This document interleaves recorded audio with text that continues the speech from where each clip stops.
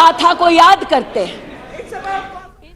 लोकसभा में मरकजी वजीर स्मृति ईरानी खिताब कर रही हैं। आगे बढ़ते हैं। जम्मू कश्मीर से दफा 370 हटाए जाने के खिलाफ दायर अर्जियों पर सुप्रीम कोर्ट में समाअत जारी है।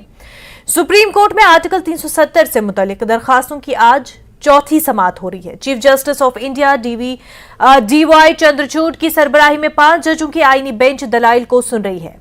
दरखास्त गुजारों ने आर्टिकल 370 को मनसूख करने के फैसले को चैलेंज किया है। इससे कबल दरखास्त गुजार अकबर लोन की पैरवी कर रहे सीनियर वकील कपिल सिब्बल ने दलील दी थी कि आर्टिकल 370 मुस्तकिल शक्ल इख्तियार कर चुका है, पार्लियामेंट इसे मनसूख नहीं कर सकती। कपिल सिब्बल 3 दिनों से अपना मौक़िफ़ पेश कर रहे थे। न्यूज़ 18 से बात करते हुए एडवोकेट मुजफ्फर इकबाल खान ने कहा कि अब तक कपिल सिब्बल ने बहुत अच्छे तरीके से कानूनी दलाइल पेश किए हैं।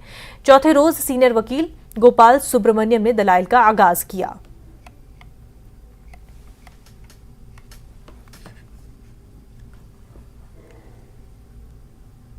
जो कानूनी दलीलें हैं वो तो लाइट्स ने कपिल सिब्बल साहब ने बहुत ब्यूटीफुली रखी हैं। जो चीज़ें मतलब कुछ चीज़ें जो ऐड करना चाहेंगे वो ऐड कर सकते हैं। और रिपीट तो जिस तरह बेंच ने कहा कि भाई रेपिटिशन नहीं होनी चाहिए, तो रेपिटिशन इसमें नहीं होगी। बहरहाल कुछ चीज़ें जो हैं वो हम एडवोकेट्स ने ही बैठ के तय किया था कि भाई जो चीज़ एक आर्गू करेगा वो दूसरा नहीं करेगा। जम्मू कश्मीर की जो असेंबली थी उसके इख्तियारात, इनको लेकर के कुछ बुनियादी बातें रखी गई। ये एक तारीखी मौका है सुप्रीम कोर्ट के लिए भी कि इसको वंस फॉर ऑल सेटल किया जाए।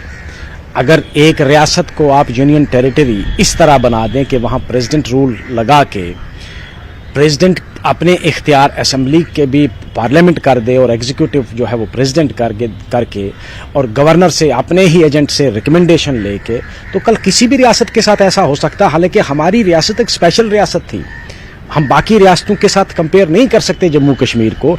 उसके बावजूद भी अगर वो कर सकते हैं तो कल वो यूपी के साथ भी हो सकता है, कल वो महाराष्ट्र के साथ भी हो सकता है। तो कहीं ना कहीं इस पर फुल स्टॉप तो लगना है कि भाई तुम्हारा इख्तियार क्या है। आईनी जमहूरियत में जब जमहूरियत आइन से गाइड होती है तो आइन गाइडिंग फैक्टर है।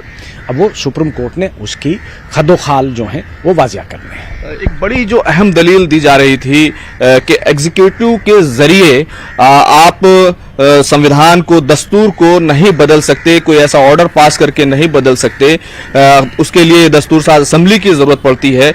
इसको थोड़ा बता सकें। देखिए, इसमें कोई शक नहीं कि दस्तूर साज असेंबली जो है उसकी पावर्स बहुत वाइड होती हैं। आइन साज असेंबली जो है, जिसको दस्तूर साज या आइन साज असेंबली कहते हैं, उस पर कोई लिमिट नहीं होती है। पार्लियामेंट की और लेजिस्लेटिव असेंबली की अपनी लिमिटेशन से, उन लिमिटेशन से वो बाहर नहीं जा सकते। महबूबा मुफ्ती की तरफ से कई तरह के बयान आए कि हलफनामे में ये नहीं बताया गया, ये नहीं बताया गया, नौजवानों की बात नहीं की गई, बेरोजगारी की बात नहीं की। तमाम जो सवाल हैं, क्या इस तरह की दलीलें उसके काउंटर में आने वाली है? देखें, इस वक्त सुप्रीम कोर्ट जो है वो एम्प्लॉयमेंट का मामला नहीं सुन रही है, गिरफ्तारी का PSA का मामला नहीं सुन रही है। ये एक आईनी मामला है, उनके लिए अपनी प्रोसीडिंग चल रही है। अगर कोई गिरफ्तार है, उसकी बेल एप्लीकेशन है, उसकी प्रिवेंटिव डिटेंशन की पिटीशन चल रही होगी, तो वो यहाँ तो उसको कंसीडर नहीं किया जाएगा। खुर्रम शहजाद, न्यूज़ 18 दिल्ली। तो वहीं PDP सदर महबूबा मुफ्ती ने कहा है कि ऐसे लोग